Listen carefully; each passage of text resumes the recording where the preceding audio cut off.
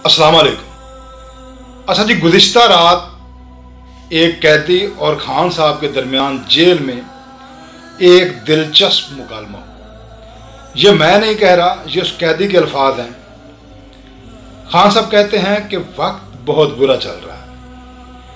मुझे लग रहा है कि ये लोग मेरी पार्टी ख़त्म करना चाहते हैं।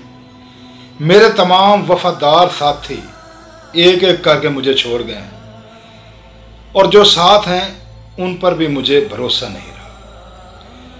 कैदी कहता है कि मैंने पहली बार किसी लीडर की आवाज़ में एक हारे हुए लीडर की गुफ्तगू सुनी। कैदी कहता है मुझे बहुत अफसोस हो रहा था और मैंने भी खान साहब की हाँ में हाँ मिलाई और कहा, वाकई खान साहब वक्त बहुत बुरा चल रहा है।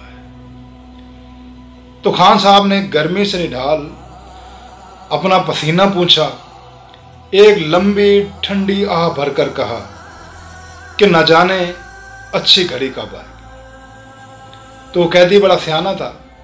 उस कैदी ने कहा, खान साहब एक अच्छी घड़ी आई थी लेकिन वो आपने बेच दी है, जिसके सिलसिले में आज आप यहाँ हाजिर हैं।